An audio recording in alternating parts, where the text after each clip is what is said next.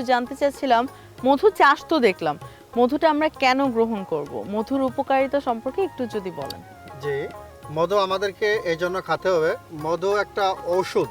মধুতে vitamin, enzyme, hormone সহ 181 প্রকার পদার্থ বিজ্ঞান খুঁজে পেয়েছে, যেটাকে 1 কেজি মধুতে 3550 ক্যালোরি থাকে, যা দুনিয়ার কোনো খাবারে নেই। এজন্য মধু আমাদের নিয়মিত খাওয়ার দরকার। ইসলাম ধর্মে পবিত্র কোরআন কারিমে সূরা নাহল নামে অর্থাৎ মৌমাছি নামে একটি সূরা নাজিল হয়েছে। 114টা সূরার ভিতরে একটি সূরা, সূরাটার নাম হচ্ছে নাহল। এই নাহলের 68 এবং 69 নম্বর আয়াতে আল্লাহ পাক যে কথাগুলো বলছেন তার শেষ কথা হচ্ছে, এই মৌমাছির ভিতর থেকে একটি বিচিত্র রঙের শরবত বের হয়, যা মানুষের জন্য রোগ মুক্তি, অর্থাৎ শিফাউল লিন্নাস বলা হয়েছে।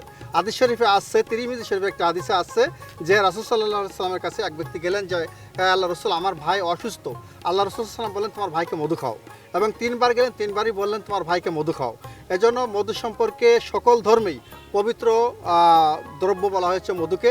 এজন্য মধু আমাদের নিয়মিত, বিশেষ করে যাদের কোলেস্টেরলের সমস্যা আছে, তারা যদি মধু এবং লেবুর রস, হালকা কুসুম গরম পানিতে মধু নিয়মিত খায়, কোলেস্টেরল তাদের থাকবে না।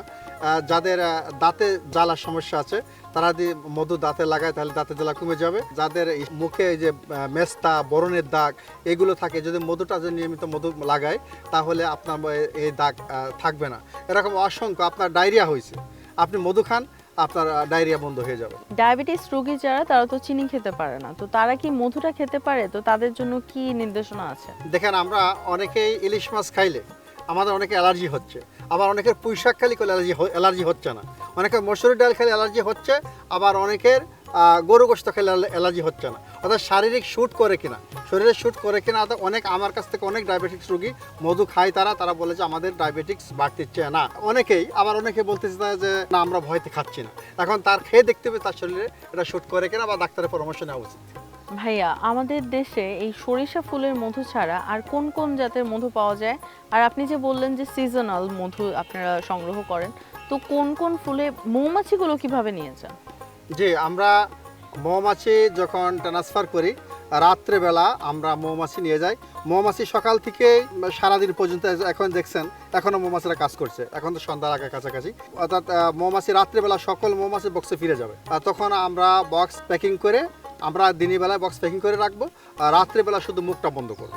মুখটা বন্ধ করে আমরা বক্স নিয়ে যাব, যেখানে আমাদের নিতে হবে আগের থেকে আমরা জায়গা নির্ধারণ করে রাখি, সে যে কোন ফুলে নেব। আমরা এখন সরিষা আছি, সরিষা শেষ হয়ে গেলে আমরা চলে যাব ধুনে কালোজিরাতে, ধুনের মাঠে চলে যাব। ধুনের মাঠ শেষ হয়ে গেলে আমরা চলে যাব হচ্ছে কালোজিরা মাঠে, কালোজিরা শেষ হয়ে গেলে আমরা চলে আসবো লিচুতে, লিচুর মাঠ শেষ হয়ে গেলে আমরা চলে যাবো সুন্দরবন। হ্যাঁ, এক বক্সের মৌমাছি অন্য বক্সে চলে যায় না? কোনো বিশৃঙ্খলা হয় না? এক বক্সের মৌমাছি আর এক বক্সে যায় না। সেটা হচ্ছে প্রত্যেকটা রানীর আলাদা আলাদা বৈশিষ্ট্য আছে। এক একটা বক্সে এক একটা রানী আছে, এই রানীর আলাদা আলাদা গন্ধ এবং বৈশিষ্ট্য চিনে যার যার বক্সে চলে যায়। যদি কেউ ভুল করে অন্য বক্সে ঢোকে তাহলে কিন্তু তাকে মেরে দেওয়া হবে, চোর মনে করে যে আমাদের মধু চুরি করতে আসছে। এজন্য কেউই কোনো বক্সে যায় না, আর যার যার বক্সে সেই ঢোকে। এটা সৃষ্টিকর্তা মেমোরি দিয়ে রাখছে। ভাইয়া, একটু জানতে চাচ্ছিলাম যে ভোক্তারা কোন মধুটা খেলে তারা আসলে কোন বিষয়টা মাথায় রেখে মধুটা গ্রহণ করবে? জি, এটা একটু বলেন। যে আসলে মধু, সব ফুলের মধুই উপকারিতা, কিন্তু কালোজিরা ফুলের মধুটা বেশি মানসম্মত মধু।